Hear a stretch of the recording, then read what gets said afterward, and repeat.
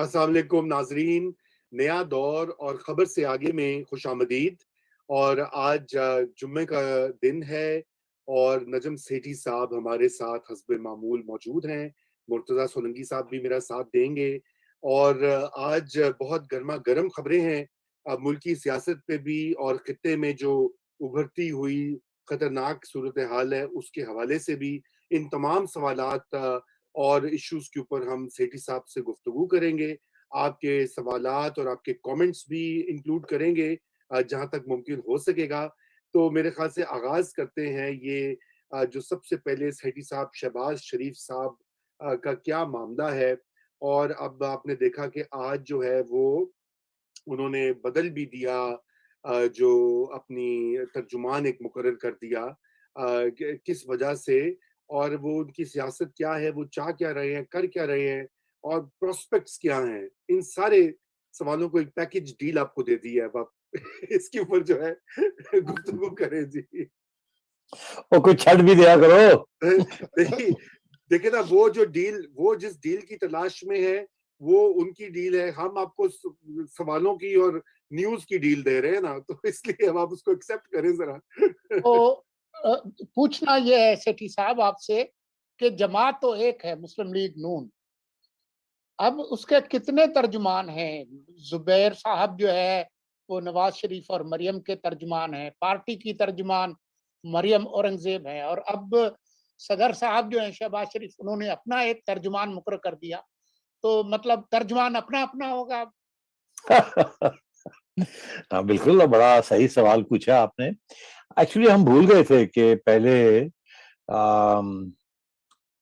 نواز شریف صاحب اور مریم کے ایک الگ اسپوکسمین تھے، ایکس گورنر سندھ زبیر صاحب، اور مریم اورنگزیب جو تھی وہ پارٹی کی پارلیمنٹری پارٹی کی اسپوکس پرسن تھی بیسڈ ان اسلام آباد۔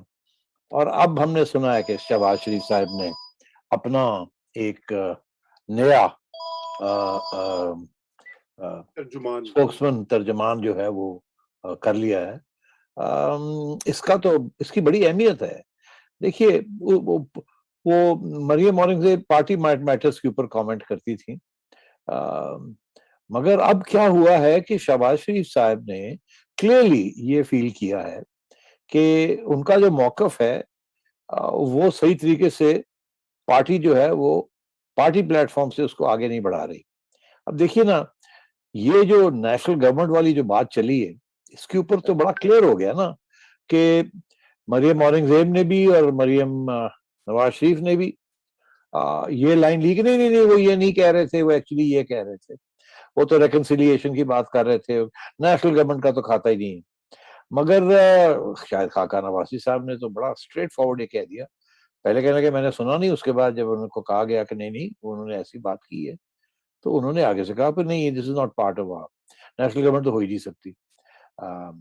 پی ڈی ایم کی الائنس کے ساتھ الیکشن بھی لڑی جا سکتی ہے، اس کے بعد ظاہر ہے حصہ بھی دیا جا سکتا ہے، بٹ نیشنل گورنمنٹ کا جو کانسیپٹ ہے وہ تو P M L N doesn't accept, اور اسپیشلی کہ نیشنل گورنمنٹ کے اندر تو پھر پی ٹی آئی بھی شامل کرنی پڑے گی۔ کیسی نیشنل گورنمنٹ ہے جس میں پی ٹی آئی نہیں ہوگی؟ تو پی ٹی آئی تو ان کی شکل نہیں دیکھنا چاہتی، تو نیشنل گورنمنٹ کہاں سے بنے گی؟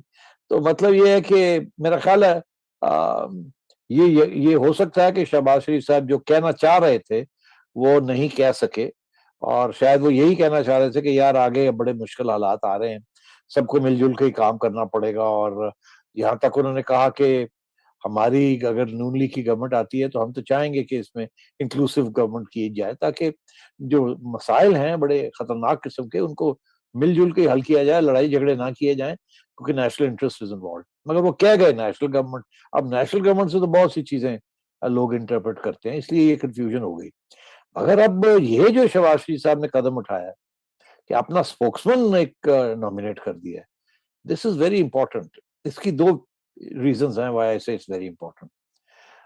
ایک تو خیر میرا خیال ہے سبھی کو پتا ہے کہ شہباز شریف صاحب ظاہر ہے وہ اب یہ سمجھتے ہیں کہ نہیں، میرا موقف جو ہے میں خود ہی ڈیفینڈ کروں گا، آپ لوگ مہربانی کر کے میرے ویوز کے اوپر نہ مت تبصرہ کریں۔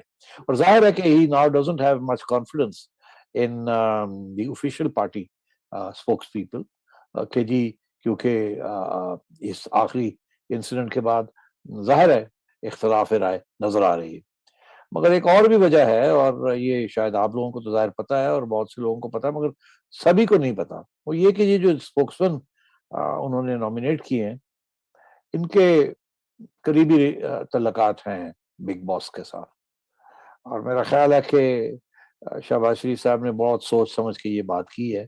ایک طرف بگ باس کے ساتھ کوئی رابطے ڈائریکٹ کرنے کی کوشش کی ہے تاکہ مس انڈرسٹینڈنگ نہ ہو، اور دوسری طرف انہوں نے اپنی پارٹی کو بھی یہ کہا ہے کہ میں آئی ول look after my own interest, آپ مہربانی کر کے تکلیف مت کریں. بالکل.